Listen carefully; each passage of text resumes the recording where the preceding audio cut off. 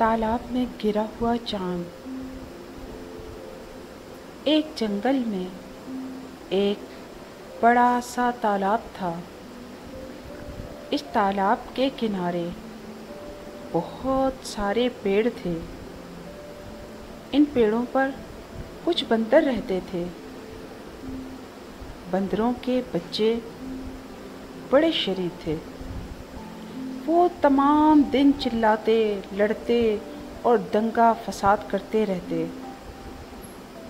बड़े बंदर उन्हें समझा समझा कर थक गए थे, लेकिन वो उनकी सुनते ही कहाँ थे। एक बार चांदनी रात थी। सारे बंदर पेड़ पर सो रहे थे। इतने में एक बंदर का बच्चा नींद से जागा और तालाब की जानिब देखने लगा। इतने में उसे तालाब के पानी में चांद नज़र आया। उसे लगा कि आसमान से पैर फिसलकर चांद तालाब में गिर गया होगा।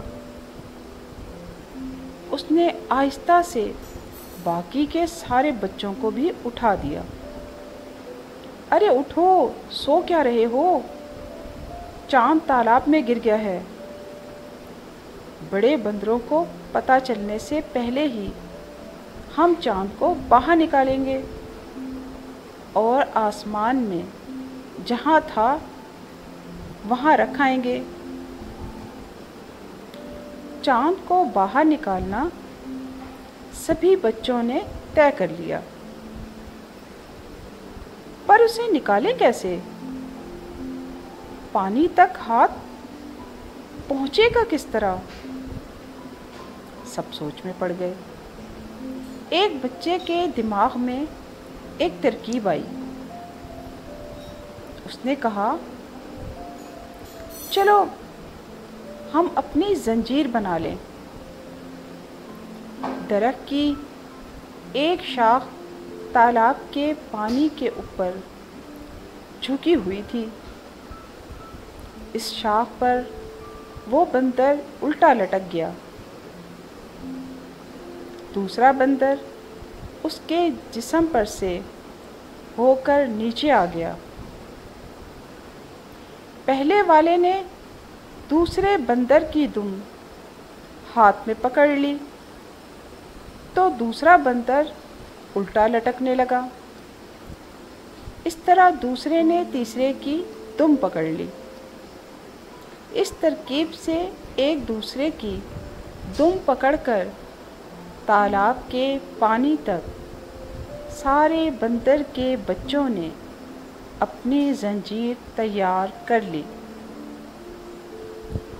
जब बिल्कुल आखिरी बंदर ने चांद को निकालने के लिए अपने दोनों हाथ पानी में डाले, तभी कड़ कड़ कड़ कड़ा कड़ा दरख्त की शाख टूटकर एकदम नीचे आ गई।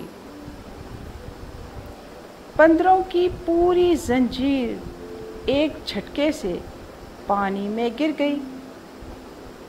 बंदरों के बच्चे घबराकर इतनी जोर से चिल्लाए कि बड़े बंदर एकदम जाग उठे। उन्होंने धड़ा धड़ा धड़ छलांग लगाकर सारे बच्चों को जैसे तैसे बाहर निकाला। मुंह और नाक में पानी भर जाने की वजह से बंदरों के बच्चे घबराकर थर थर थर थर कांप रहे थे। दूसरे दिन बड़े बंदरों को जब तमाम बात मालूम हुई, तब वो पेट पकड़ पकड़ कर हंसने लगे। छोटे बंदर ऐसा शर्माए कि पूछो मत। थी ना मज़े की कहानी।